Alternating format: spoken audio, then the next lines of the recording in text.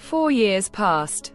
I had but just left the university, and did not yet quite know what to do with myself, at what door to knock. In the meanwhile, I was lounging about without occupation. One fine evening I encountered Maidanov in the theater.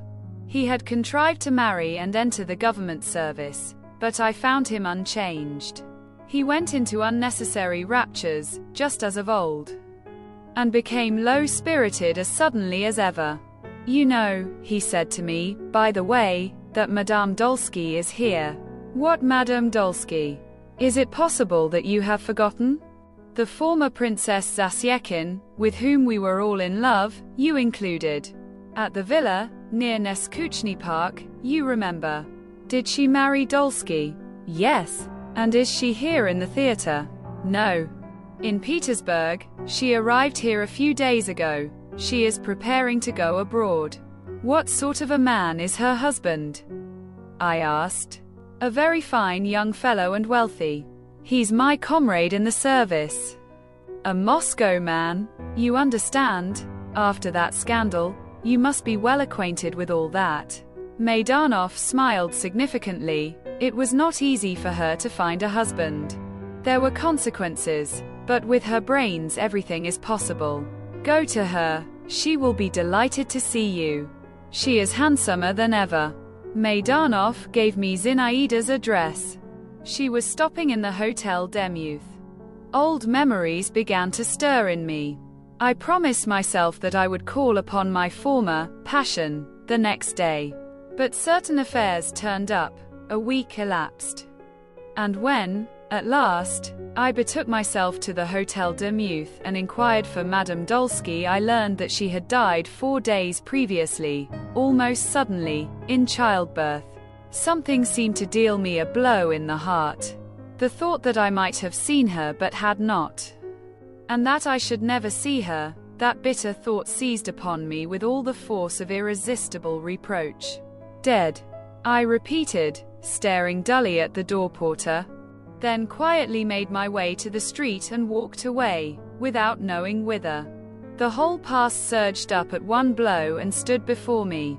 And now this was the way it had ended. This was the goal of that young, fiery, brilliant life.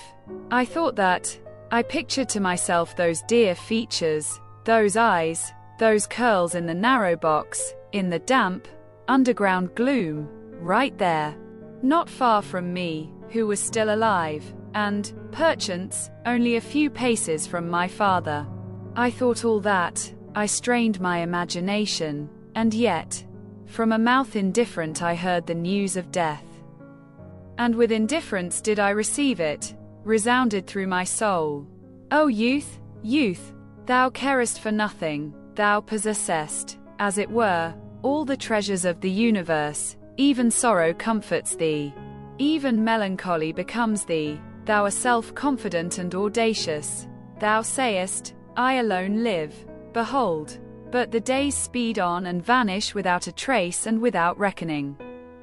And everything vanishes in thee, like wax in the sun, like snow. And perchance the whole secret of thy charm consists not in the power to do everything, but in the possibility of thinking that thou wilt do everything, consists precisely in the fact that thou scatterest to the winds thy powers which thou hast not understood how to employ in any other way. In the fact that each one of us seriously regards himself as a prodigal. Seriously assumes that he has a right to say, "Oh, what could I not have done? Had I not wasted my time? And I myself? What did I hope for? What did I expect? What rich future did I foresee?" When I barely accompanied with a single sigh, with a single mournful emotion, the spectre of my first love which had arisen for a brief moment, and what has come to pass of all for which I hoped. Even now, when the shades of evening are beginning to close in upon my life, what is there that has remained for me fresher, more precious than the memory of that morning spring thunderstorm which sped so swiftly past? But I calumniate myself without cause. Even then, at that frivolous, youthful epoch, I did not remain deaf to the sorrowful voice which responded within me to the triumphant sound which was wafted to me from beyond the grave.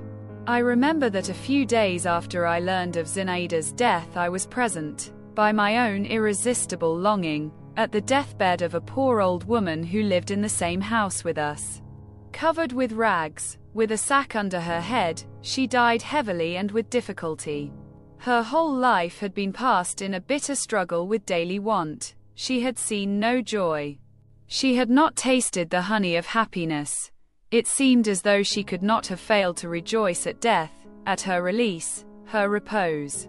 But nevertheless, as long as her decrepit body held out, as long as her breast heaved under the icy hand which was laid upon it, until her last strength deserted her, the old woman kept crossing herself and whispering, "O Lord, forgive my sins," and only with the last spark of consciousness did there vanish from her eyes the expression of fear and horror at her approaching end.